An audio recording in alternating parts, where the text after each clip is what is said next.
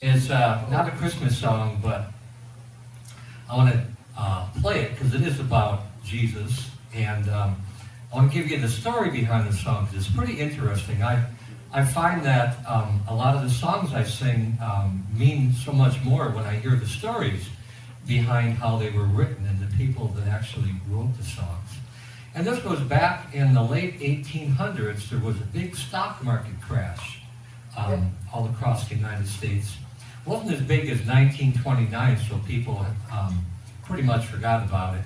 But there was a lawyer who lived with his two daughters. They were probably teenage years or in their 20s.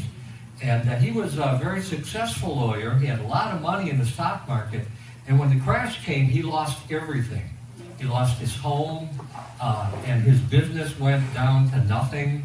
And his daughters kind of took over for him and looked for a place to live. And all they could find, they were very poor at that point, and all they could find was an old pre-Revolutionary War house.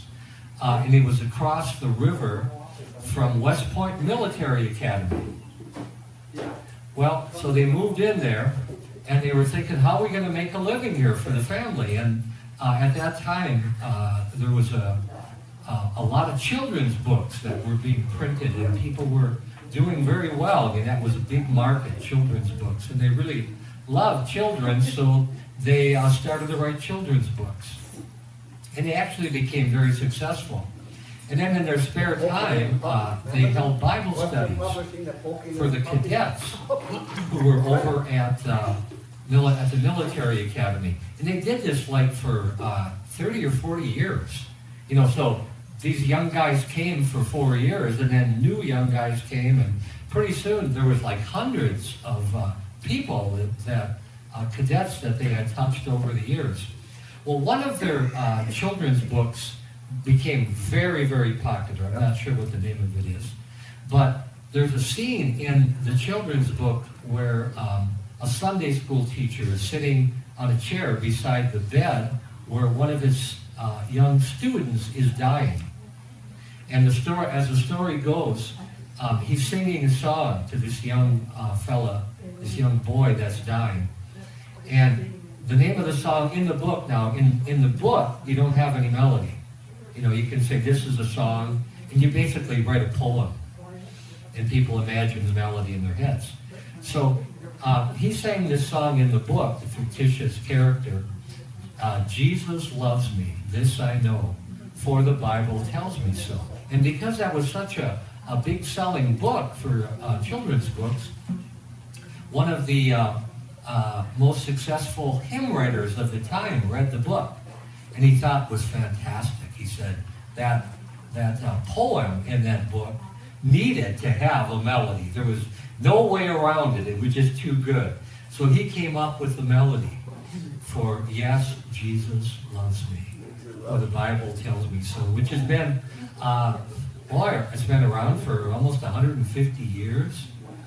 And the interesting footnote to that whole story is those two sisters that wrote the books and had the Bible studies for the cadets, and like hundreds of them were touched by those Bible studies, and plus all the people by the books.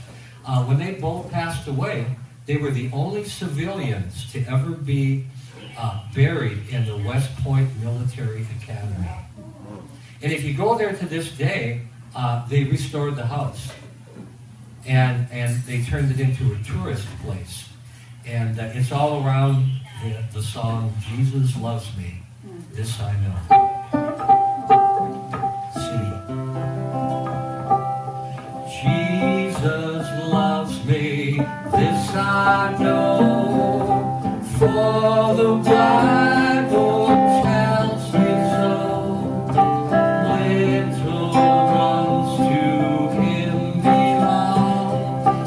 They are weak, but he is strong. Sing it with me. Yes, Jesus loves me. Yes, Jesus loves me.